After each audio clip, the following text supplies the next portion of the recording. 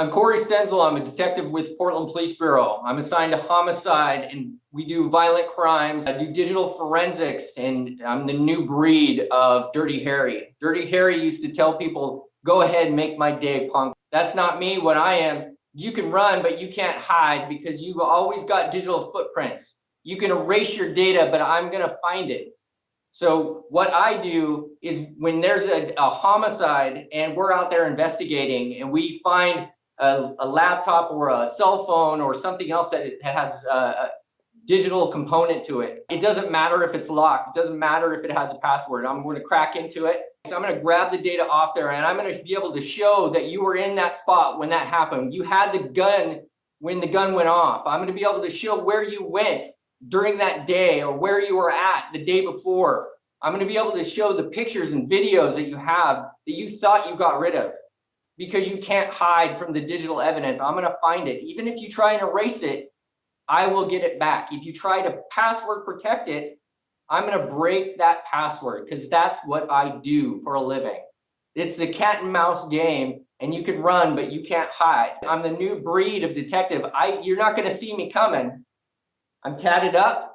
I'm a bodybuilder. I look like you. I'm into EDM music, dance, hip hop. I wear Under Armour to work.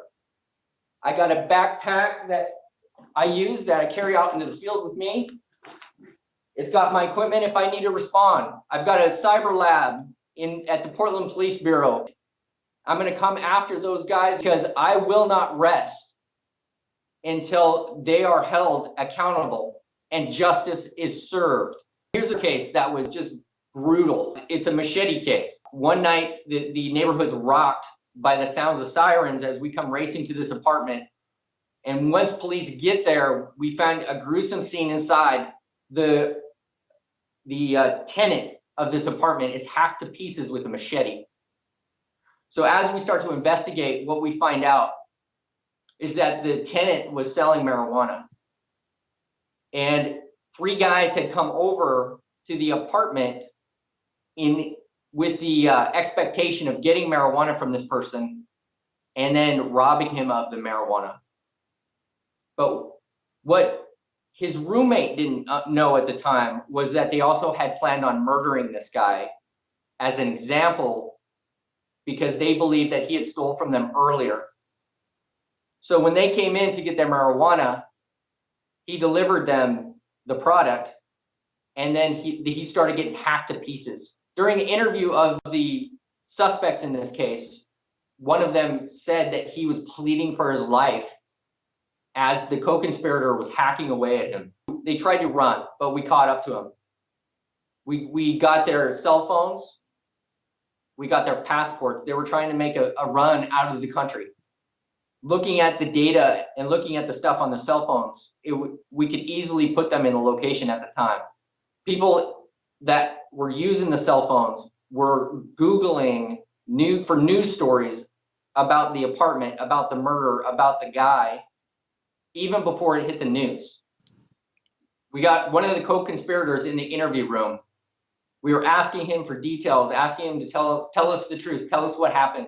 And he kept giving us the runaround, telling us made up stories, make-believe stories that we knew were not true.